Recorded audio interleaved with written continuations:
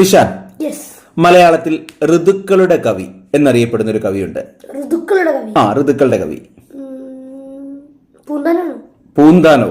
പൂന്താനത്തിനൊരു പേരുണ്ട്, ഭക്തകവി. അപ്പൊ ഭക്തിയുടെ കവി പൂന്താനം, ഋതുക്കളുടെ കവി ചെറുശ്ശേരി.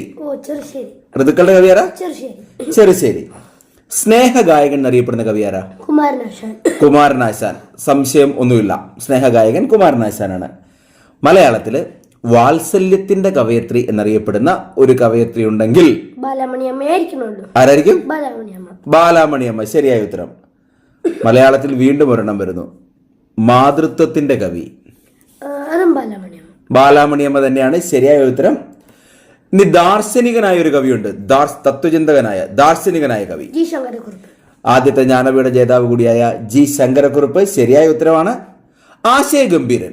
ഏത് മലയാള കവിയെയാണ് നമ്മൾ ആശയഗംഭീരൻ എന്ന് വിശേഷിപ്പിക്കുക? ആശാൻ ആശയഗംഭീരൻ. അപ്പോൾ ഉത്തരം കേൾക്കുന്നില്ല. കുമാരനാശാൻ. ശരിയായ ഉത്തരവാണ്. നമുക്കൊരു സംസ്ഥാന കവി ഉണ്ടെങ്കിൽ, അല്ലെങ്കിൽ സംസ്ഥാന കവി, മലയാളത്തിന്റെ സംസ്ഥാന കവി എന്ന് അറിയപ്പെടുന്ന കവി വള്ളത്തോൾ നാരായണമേനോനാണ് ശരിയായ ഉത്തരം. ഒരു കഥാകാരനെ കുറിച്ച് ചോദിക്കട്ടെ. മയ്യഴിയുടെ കഥാകാരൻ എന്നറിയപ്പെടുന്നത് ആരാണ്? ആരാ? കേൾക്കുന്നില്ല.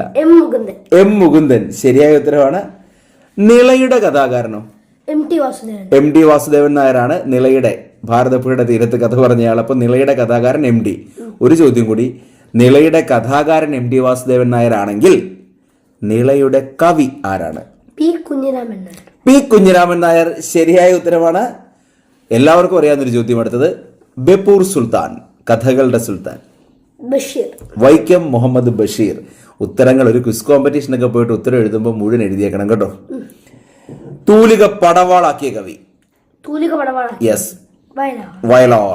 വയലാർ തന്നെയാണ് തൂലിക പടവാളാക്കിയിരിക്കുന്ന കവി.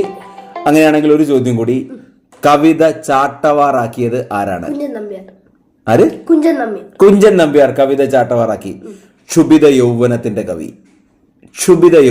കവി. സിനിമകളിലൊക്കെ ഇപ്പൊ കാണാം. സിനിമകളിൽ വലിയ ക്ഷോഭിക്കലൊന്നുമില്ല. ബാലചന്ദ്രൻ ചുള്ളിക്കാട്. മോളിവുഡ് ടൈംസിലൊക്കെ അവസാനം ടക്കെ എന്നും പറഞ്ഞ് തട്ടിപ്പോകുന്ന കവിയല്ലേ, അതുകൊണ്ട് പറഞ്ഞതാ. ക്ഷുഭിത യൗവനത്തിന്റെ കവി ബാലചന്ദ്രൻ ചുള്ളിക്കാട്. അവസാനത്തെ ചോദ്യം, കാച്ചിക്കുറുക്കിയ കവിതകളുടെ കവി?